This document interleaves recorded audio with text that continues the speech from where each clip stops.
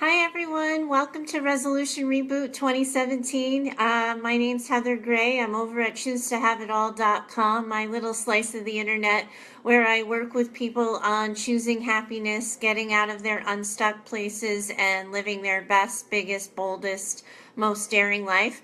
If you're just joining me or just getting to know me, you're in the middle of a week-long course/challenge around New Year's resolutions that people are setting for themselves. And one of the things that I've been trying to do is not necessarily help people with their specific goals, but to provide the specific strategies that you need to meet any goal. So whatever it is you're working on right now for yourself, whatever big life you're trying to plan for yourself, it's my hope that through this week of classes, you'll be able to set yourself up for some success with some new skills and new goals. But before we jump off, I just had to check in for a quick second because I got an email where someone said, you haven't told us what your goals are, and I totally thought I had already done that. So I thought I'd at least kind of be daring and bold myself and say it out loud what I'm working on. And this year, my goal and my personal mantra is to live as if. Those of you who do know me know that for the past 9 years, I had a brick and mortar private therapy practice based locally out of Wakefield, Massachusetts. And now I have an online coaching therapy business where I still do see people in Wakefield. If you're in Massachusetts and would like to connect, we certainly can do so in my office, but I also work with people online through coaching calls and Skype and email support as well. And one of the things that as I've transitioned my business from a brick and mortar to an online business is I found myself playing small every once in a while. I think I'm not ready to do certain things, or there's some sort of tech aspect that I haven't learned yet that I really need to know. And I find myself being hesitant, not speaking up. So my goal for 2017 is to live as if. And for me, that means to live as if I'm already as successful and as established in the online space as I want to be and as I plan to be, to live as if I deserve to be there. I know my shit. I'm 15 years clinical experience. I've owned my own business for 9 years before. I know a lot personally and professionally about what it means to choose happiness when life is knocking you to your knees. And for me to pretend otherwise or to keep my experience silent or quiet simply because I haven't been doing it professionally online for as long as some other people just doesn't make sense, and it's keeping me back and holding me back from the things I wanted to accomplish. So for me this year, the goal is to live as if. And one of the things that I wanted to sort of add as a quick tip before we jump in, because today's subject is going to be pretty hard, and I think it's going to challenge some of you, and you're going to want to kind of cover your ears, close your eyes, and forget that I said anything. But one of the things that I think is really helpful when you're trying for a new goal, whether or not it's big or small, is that you recognize and reward yourself for the quick wins. So I have a show and tell today. So I wanted to introduce you to my absolute favorite mug. I didn't make it. I used to do pottery very briefly, but it didn't last long. But this is out of a local shop in Wickford, Rhode Island that I discovered.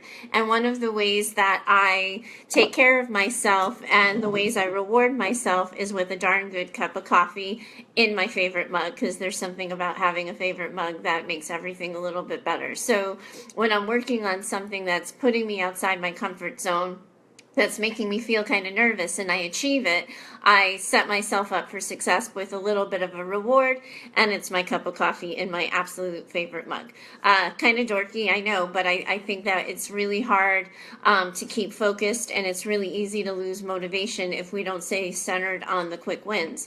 The other thing I wanted to share is a little bit of a personal experience. Those of you who joined me in the live videos a couple of weeks ago know that I was pretty nervous about going live. It kind of made me throw up. I got super self-conscious.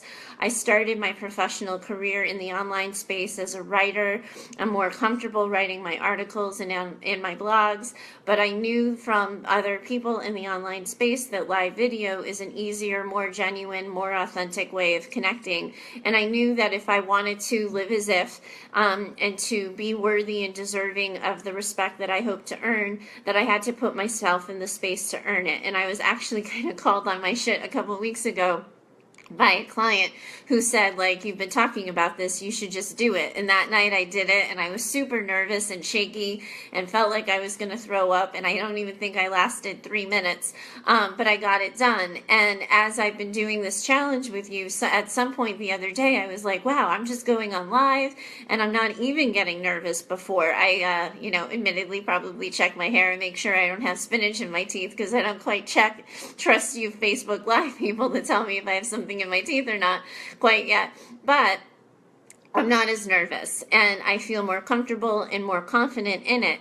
But in order to get here, and in order to feel like I could go live and that I had something to say and that people would care about what I had to say, I had to get through the throw-up feeling. I had to do it even though I was scared. I had to do it even though I had security warnings pop up on my camera. Those of you who saw me last week talking to the lost and lonely during the holiday season know that I suddenly burst into tears in the middle of a Facebook Live, and that was not my best moment, nor was it planned, but it was completely authentic and genuine. And there's something about living your best self and being scared and nervous, but doing it anyway and getting to the other side of it. That's where you find the value. And I think a lot of times when people are trying to do something new or to step outside their comfort zone, they wait until they're not scared anymore. And if you wait till you're not scared anymore, you're never going to do it, because the only way to work through the fear is to do it even though you're incredibly afraid and you might be terrified and shaking in your shoes, but you want to do it.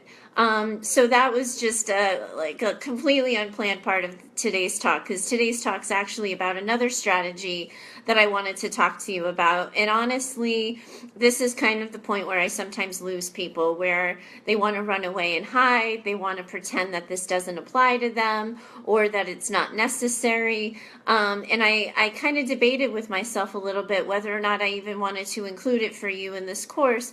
But the reality is I really believe it's super important that I talk about it, that I say it out loud, and that I give you permission to deal with it. Otherwise, I feel like by my silence, I'm just telling you to put your head in the sand. And today's topic's around boundary setting, around setting limits around the things that you care most about.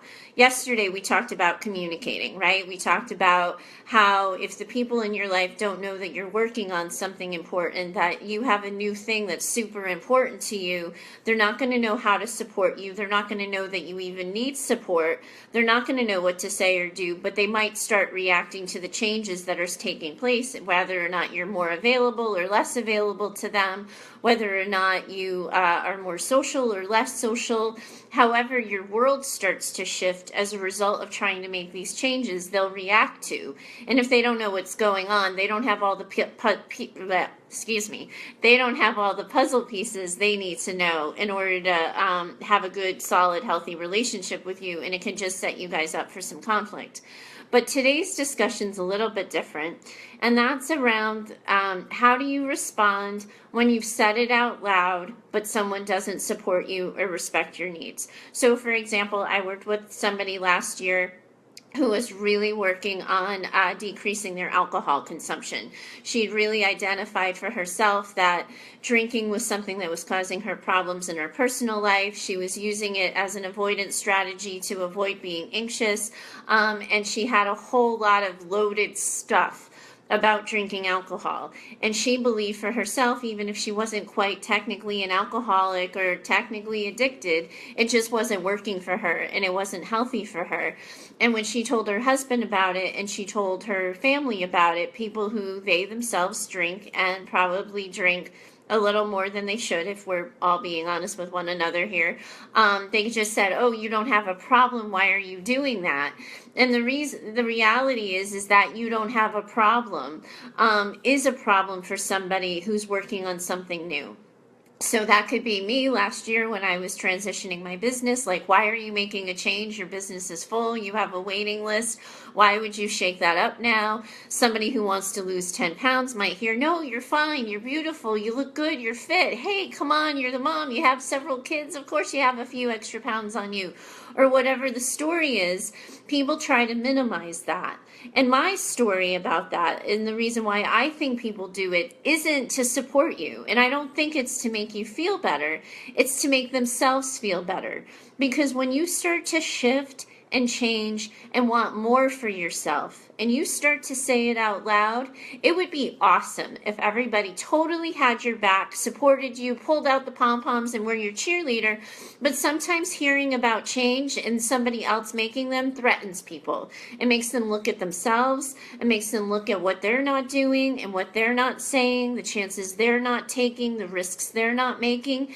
And as a result, either consciously or subconsciously, they try to sabotage you. I have seen this time and time again with clients that I'm working on, where suddenly one person will start to try to be healthier, and their spouse or their partner will start to mock them. Their best friend will kind of undermine them and do that social thing where they call them out in a teasing way at a family or neighborhood barbecue, but the cutting comments come and the catty comments come. And if you're feeling a little insecure and nervous about what you're doing, it's completely easy to quit if someone tells you you don't have a problem. For my client last year, it would have been completely easy for her to go back to a bottle of wine or to have a drink because, hey, her husband's telling her she doesn't have a problem. But what happens when she really does have a problem and she's not taking care of herself? And how do you respond to people who don't want you to be your best self, or who are afraid of you being your best self, or who really genuinely care about you so much they don't want you feeling bad about yourself, so they try to get you to change your goal or shift your goal? And sometimes your goal threatens them. If you're somebody who's used to helping your family member out 3 days a week in the afternoon with childcare or something, and suddenly you can't because you're learning a new skill for a new business you might want to try, or you want time for yourself, the change you're making is threatening to them, and they may try to undermine it. They may try to make you feel guilty about it, either with passive-aggressive comments or outright confrontation about it. Those types of things can come at you in all kinds of ways. And it's my sort of experience with folks that this is the place where people make or break the lives they want, because you have to stay through the testing period. You have to want what it is that's important to you through the number of people who are challenging you on it. And sometimes it might be something as simple as saying to someone, hey, listen, I know you don't think I need this in my life, but I really want it. I don't like the way I feel right now, or I'm not comfortable. I used to tell people, like, I felt like I was living below my potential, that I was capable of doing more than just running a small town local shop, and that it was a disservice to me and to people I could reach if I didn't live up to my absolute potential. But to tell people, hey, I can't have that kind of conversation in my life. I'm not allowing a conversation that implies that this dream of mine is something that I don't get to have, or that I don't need, or that I don't want. It's just simply unexpected. Sorry, another security warning around my storage. I don't know, my iPhone's crazy. It seems to be happening in every single live, and I even turned off notifications, so I'm sorry about that, guys. I didn't mean to poke my finger in your eye. But in any case, I think it's really important for you to think about the boundaries that you're setting and the limits that you're setting. And if you tell somebody to say, hey, please, like, I just need you to have my back here. I get that you don't know why I want it, but this is really important to me. I think it sets you up for more success. If someone hears you say that and continues, you've got to start thinking about what your behavioral response to that's going to be. Are you going to answer the phone a little bit less? Are you going to disengage a little bit more from the relationship? Are you going to pull back and stop sharing with a particular person? It doesn't mean like you just have to cut the person off and the relationship. A lot of times you don't do that until it's been a long, long, hard road with a lot of effort on your part.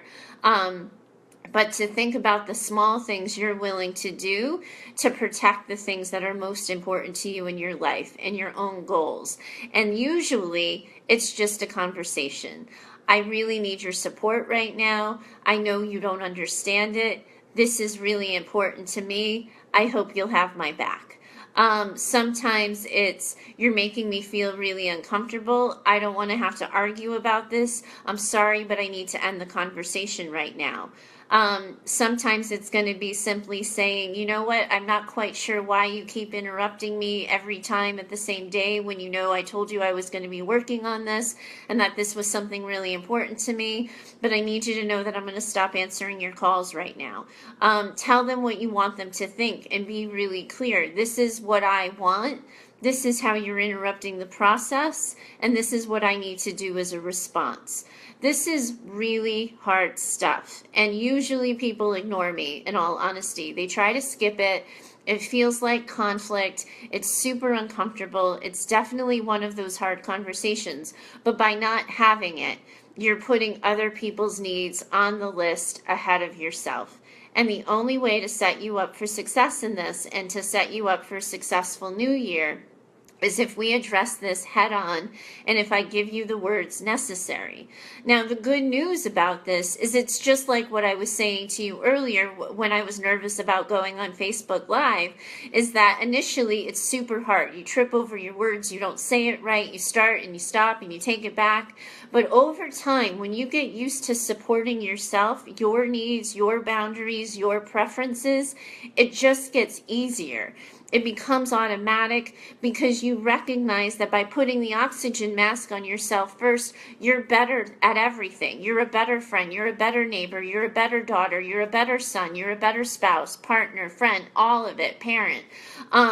When you take care of yourself and you look after your needs and you build the life that you want for yourself, everything just gets easier and better. When you let other people decide their goals for you, or to decide that you've dreamed big enough, or that you've lived a big enough life, it's over.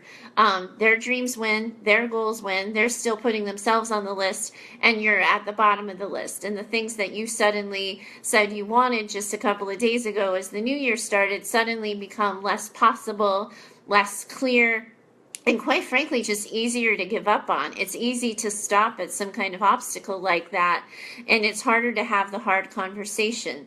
I tend to be really good at these hard conversations. This is, my jam, so to speak. So if you're stuck in having to figure out how to respond to somebody, or you don't know the words, or you feel like something I've said today doesn't quite line up to the conflict that you're having with someone, post it in the comments, send me an email. You can reach me at heather@choosetohaveitall.com. I'll give you my 2 cents, because I really believe that until we're willing to protect the things that we want, other people's goals end up coming ahead of ours, and we never make our own dreams come true. And that's not choosing happiness. And at the end of the day, that's sort of my passion. That's why I have the community at Choose to Have It All. That's why I have this business. That's why I've named my business Choose to Have It All, because it's this idea that I do believe we can have anything we want. We can't always have everything we want, of course, but we have to choose it. And we're 100% responsible for our own happiness, and our lives are a reflection of the choices that we make. Life happens at any point in time, and I know that as well as any of you listening today. But how we respond to that and what we do with it instead determines who we are, determines our character, determines the quality of the life we have, and how happy we are living it. So I know that the instinct's probably to hit stop on the video and to say, oh, this doesn't apply to me. My people are super supportive. Everyone has my back. But just give some critical thinking to what I've talked about today. Consider for a second, hey Erin, I just saw that you joined. I'm wrapping up, but it's nice to have you. Thanks so much for your enthusiasm. So you want to think about the things that are really important to you, and recognize that if you put yourself at the top of the list, if you think about the things you want and you move through the day consistently every day, protecting the goals you have for yourself and what you're hoping for yourself, everything just gets easier. I'm so glad you guys are with me on this journey. I love your feedback. I don't know if I'm talking too much, throwing too much information at you, if this has been super helpful. But definitely let me know, what you're thinking, what you need. If there's questions that have come up for you, we only have 2 days left. I'm going to do a video tomorrow, which is Friday. I'll do another one for you guys on Monday and wrap this thing up. I'm certainly happy to address anything that's come up. I just saw Erin's comment. She'll watch the beginning later and she's loving the course. I'm loving your participation. And thanks too for bringing some friends into the group. I'm super psyched to see that you're getting so much out of it, and your enthusiasm and your attention behind it, I think, is really setting you up for success, Erin. I think you're going to have the year you want. We'll keep working on the strategies to get you there, and we'll problem solve the obstacles as they come along the way. But for now, that's day 4. We've got 2 more days. I'm having a really good time doing this with all of you, so I'm glad to have you with me. And make sure you're celebrating the wins. Tell us your wins. Post it in the comments below, or post it over in the community if it's a smaller group in the community, so you might feel more comfortable there. But let us know how it feels to find some success, what you think you need after the days are over and the course is over to keep going without the daily mantra, and we'll work together to really set you up for success. Thanks, guys. Hope you're having a good week. I know I am, and doing this course has been a huge part of it. Thanks so much and have a good day. Bye.